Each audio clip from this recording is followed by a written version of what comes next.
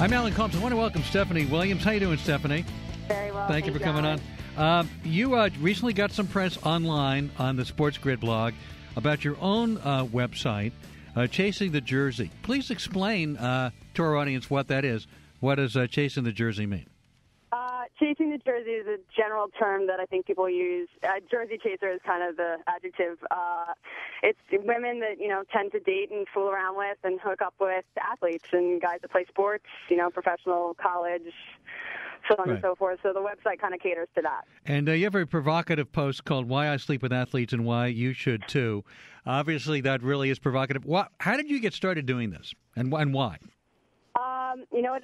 I've been dating athletes since I was, 18. And I've, racked up a few. I've dated, hung out with, hooked up with, whatever you want to say. And last year I started, I've always been a writer, and I started writing a book kind of about the things that I went through, dating athletes, hooking up with athletes, the things I've seen, the funny stories I have.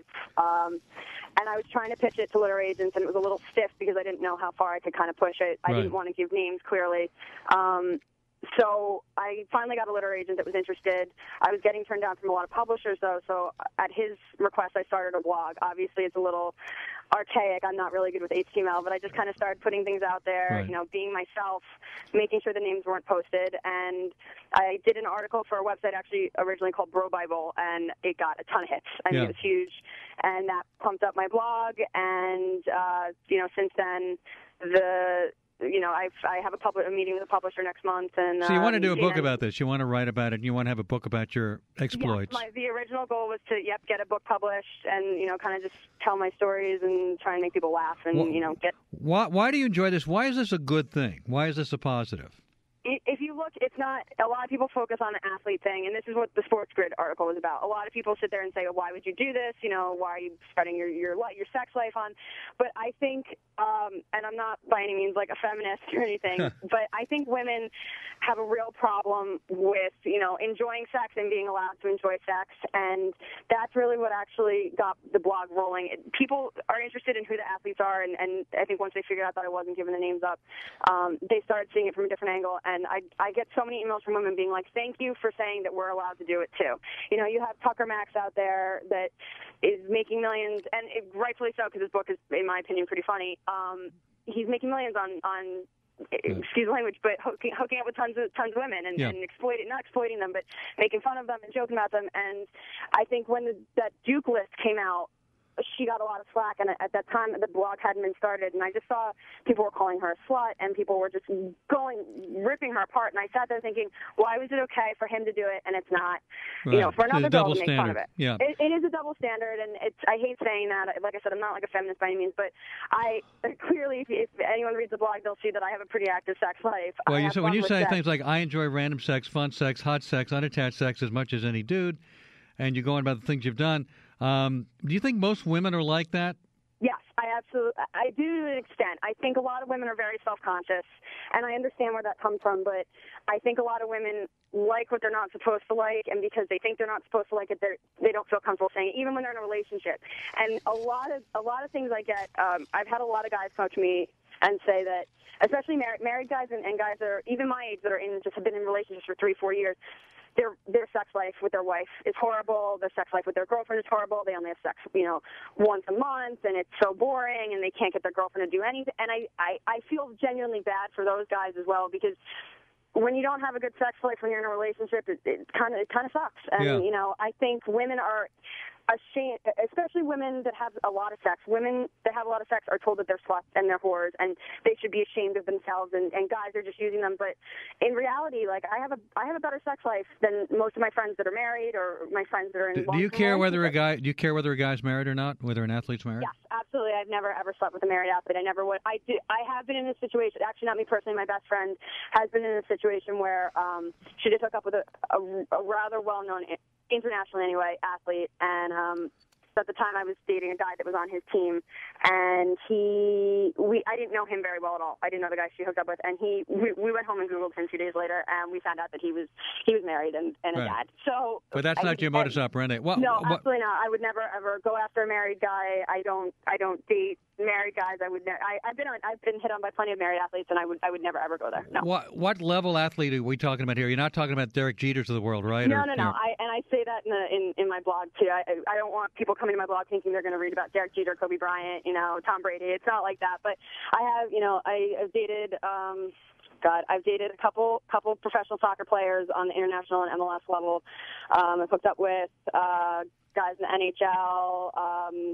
I've hooked up with baseball, major league and minor league baseball players. In college, I was the Maryland lacrosse manager, so I had my fair share of lacrosse. Is the goal to get to a Jeter level?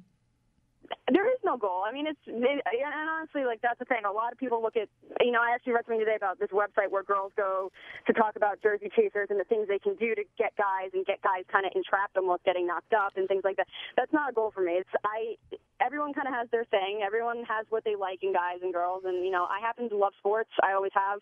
And I happen to like the guys that play them. So it's not really ever been well, you say I like sex. I like sex with hot dudes with hot bodies, dudes who I in my own mind, can brag about because they are on ESPN or at the ESPYs, although it wasn't that cool this year, you say. So you like the idea, or that they're up-and-comers in their sport and people are talking about them. So you like the fame aspect of it.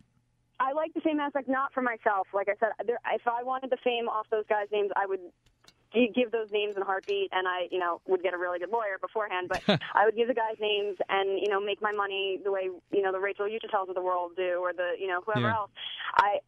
I happen to like athletes. I get my own personal kind of high from, if they do well and they get a good goal, or, you see them on an international level or something like that. That's for my own, kind of ego. But in terms of that's like if a girl, gets a really good looking guy that happens to be a model and she wants to tell all her friends that she, bagged this really good looking guy, it's kind of on that level. Do you date only is it only athletes you'll go out with?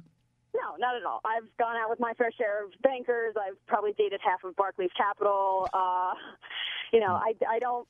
don't just cater to athletes. It just happens to be, I always end up back there. I'll go out with guys that, people say are normal, nice guys that have nice, normal jobs, and, they work in finance or they work in advertising in New York, and, we go on a couple dates, doesn't work out, and I'll always end up, that's another thing. A lot of the guys, the athletes that I hang out with, it's casual, it's fun, we're friends. When we're together, we hook up. If we don't, it is what it is. Right. So it's kind of a fallback more so. But, I've seriously dated athletes, I've kind of been on all levels. We're talking to Stephanie Williams. Her blog, which is getting a lot of attention, is Chasing the Jersey, which is at blogspot.com. You say that soccer players are the best for some reason. Why is that? Again, that's probably just a personal preference thing. I don't know if this is too candid, but some of the best sex I've ever had has been with a specific soccer player, and he's really, really just a good-looking guy. He's fun. He's cool. He's laid back. He's easy to be around. And he's cool in the sense, sex-wise, that it's just, easy to be with. You don't get embarrassed. And that's what I say in that.